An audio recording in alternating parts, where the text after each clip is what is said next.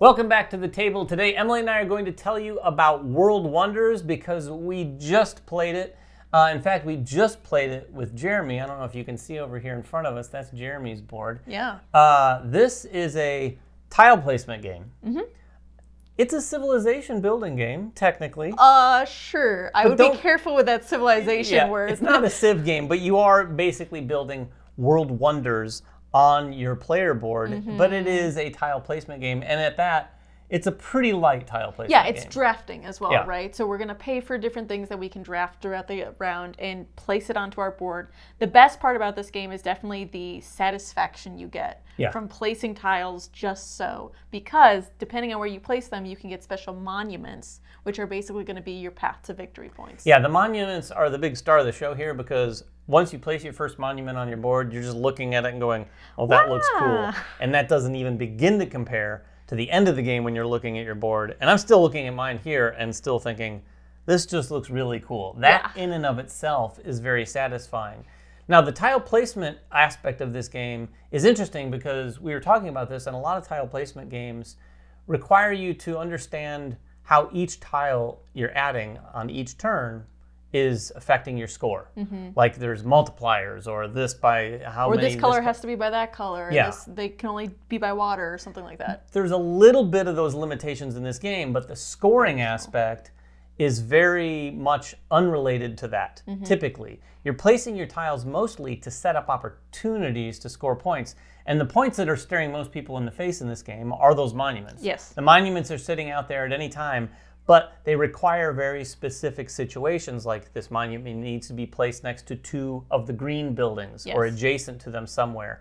And these buildings come out randomly in these orders from these stacks. So there may be green in the first draft, but then the next draft might not have any, maybe even the next draft. Right. I mean, there's a few different colors, but once you're trying to set something up, you're like, you might be waiting a while before you can get that monument. Yes, and that's the most straightforward way to get points. Yeah. The other way you're getting points throughout the game is that whenever you place a regular building, there's different tracks you're going to be moving up on. And every time you move up those tracks, at the end of the game, we'll score the lowest of those tracks. Yes. So there is something to be said from, even if you say, I can't do those milestones, I don't care about them. If you just go buildings and you get all your tracks way up, you can still do pretty well from that. Yeah, and that is the scoring just in the base game. We played the advanced game, which comes with some objective cards. You deal out 3 of these. These are where some of that other stuff is going to come into play, where like, oh, I have the most purple buildings. Yes. Or I have the biggest contiguous group of this color buildings. Yes. Various different things. And that adds it to things to the game that make it feel a little less light and a little closer to medium, but I wouldn't say all the way to medium. Yeah, and there are a couple other scoring elements, right? Like you also have these natural resources that if you can build out towards them, you'll start scoring for them. Or if you can surround a building completely so that it's not showing any green next to it, you'll get a point for that. So although that seems like a rounding error. Most people, I don't think, are going to score.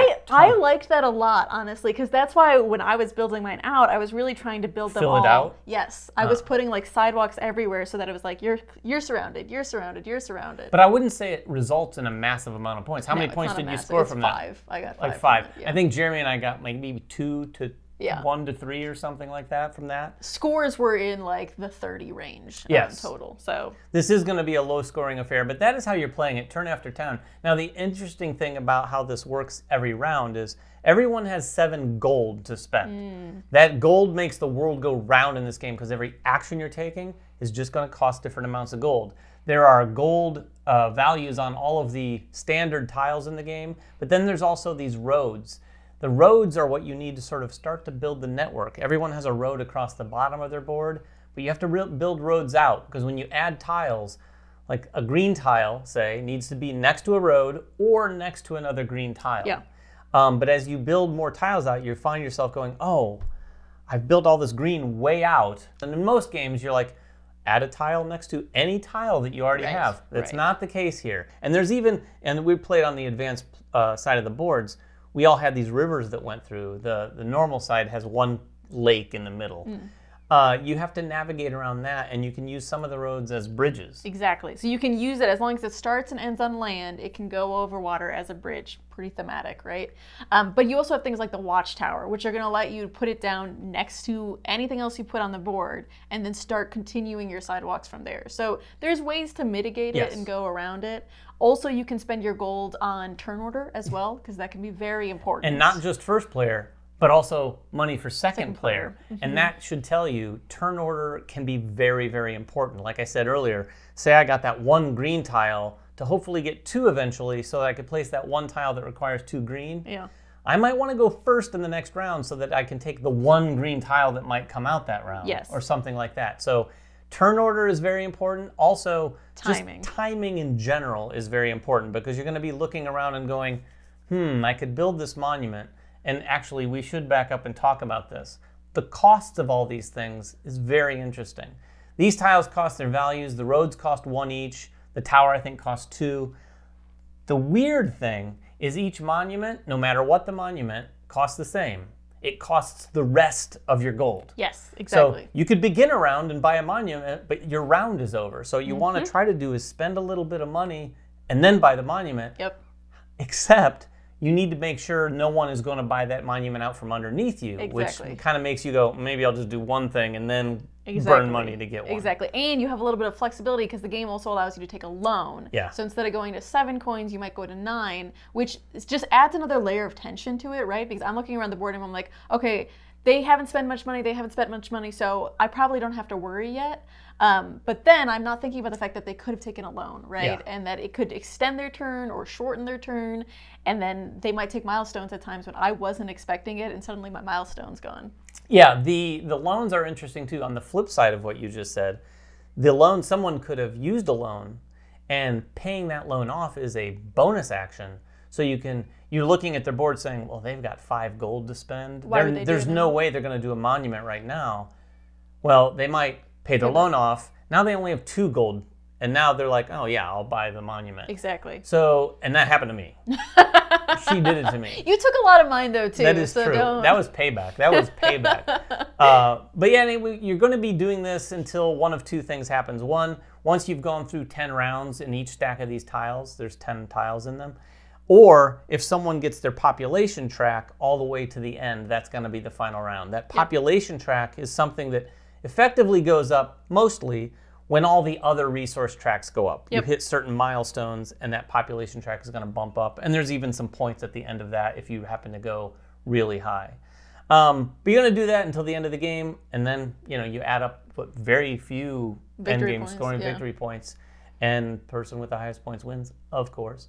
As we like to do all the time on Just Played, we're going to talk a little bit about who we think this is for and who it's not for, and this is kind of a unique one, I think. Yeah, I think so too. It's in a very unique space. I'd say who it's for is it's very accessible, right? Yes. It's a light game, leaning a little towards the medium side, but it is very straightforward. It's a pretty easy teach, and so when you like that satisfaction of like just putting something down and seeing them all come together just right, I think that for me was the most satisfying part of this game. Yeah, well, for sure. Not just from the production standpoint, because I actually have to say I love the fact that instead of miniatures, they're using these creative wooden components for the monuments.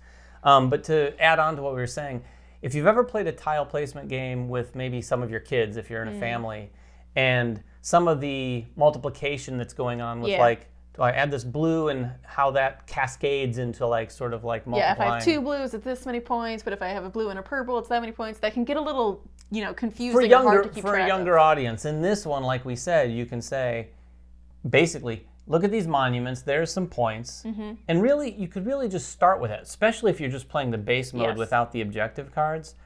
You could just start with that and say, also, there's some spaces, there's these natural resource, which is like a little clump of rocks and trees. If you don't cover those up, those will also be worth points as long as you've built out to them and have something adjacent to them. Once you give someone that direction, you're really just spending money to buy tiles and placing them on your board. Yep. It's pretty straightforward, and in fact, if someone had trouble with it, you could very easily help them. So it is very accessible. The weird place that we think it is in is it kind of accessible, but also not quite medium enough for enthusiast gamers. Yeah, it has a little bit, like you said, that we added onto it. So like the objective cards, and we played on the other asymmetric sides of the board. Yeah.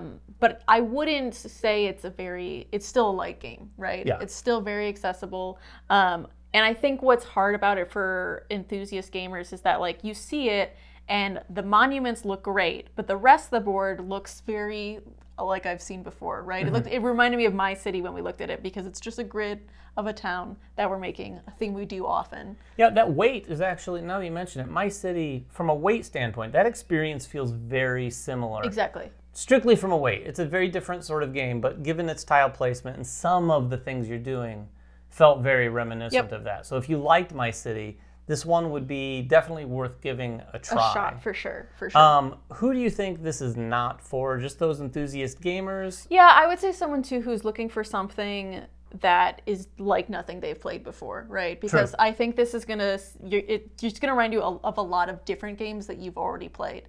And so unless you're really into that timing aspect and that completionist aspect, I think you're going to have a hard time with this one, on like why it stands out from others. Yeah, I do think with a newer audience of gamers, just the table presence alone as people start doing this, even for us, I really love the way it looks, so that goes a long way with me. And one other thing I would say about this is I think this game has the potential to grow into that audience for the enthusiast gamer, because as we even played it, we saw a ton of design space here where they could do a lot more with the game. You know, there could be spaces on the board that give you bonuses. There could be more spaces on these tracks that give you bonuses. Of course, this would have to be developed and designed. Right. But these are the sorts of things that we're looking for as enthusiast gamers. The big question is, will they do that? You never know with a game that's been tuned to have a broad audience. If it hits big enough, maybe it'll get an expansion or two and get there. Maybe it won't. I would be interested if they did. Honestly, if they had something just a little bit more extra on it, I would feel a little bit even better. But I like where it's at right now, honestly. I prefer more games to be in the accessible spot because I can get to the table more often. Yeah. So that is World Wonders. If you have any questions at all, please make them in the comments below. We'll get down there and share our complete experience. We might even get Jeremy in there to share his experience as well. Until next time, of course, make sure everyone has fun at the table, and we'll see you then.